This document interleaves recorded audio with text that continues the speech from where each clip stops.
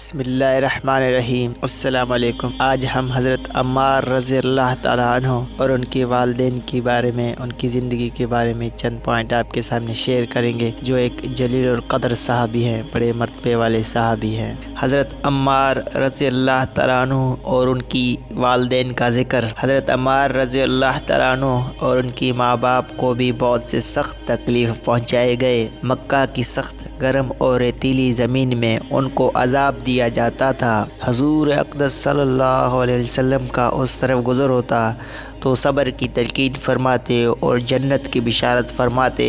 آخر ان کی والد حضرت یاسر رضی اللہ تعالیٰ عنہ اسی حالت تکلیف میں وفات پا گئے کہ ظالموں نے مرنے تک چین نہ لینے دیا، اور ان کی والدہ حضرت سمیہ رضی اللہ تعالیٰ عنہ کی شرمگاہ میں ابو جہل ملعون نے ایک برچھا مارا، جس سے وہ شہید ہوئیں، مگر اسلام سے نہ ہٹے۔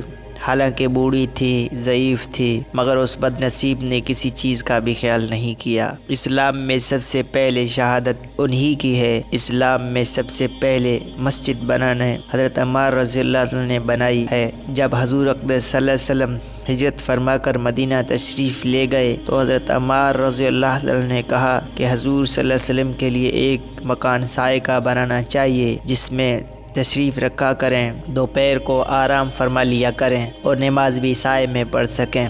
تو قباء میں حضرت عمار رضی اللہ عنہ نے اول پتھر جمع کیے، پھر مسجد بنائی۔ لڑائی میں نہایت جوش سے شریک ہوتے تھے۔ ایک مرتبہ مدے میں آ کر کہنے لگے کہ اب جا کر دوستوں سے ملیں گے، محمد صلی اللہ علیہ وسلم اور ان کی جماعت سے ملیں گے۔ اتنے میں پیاس لگی اور پانی کسی سے مانگا۔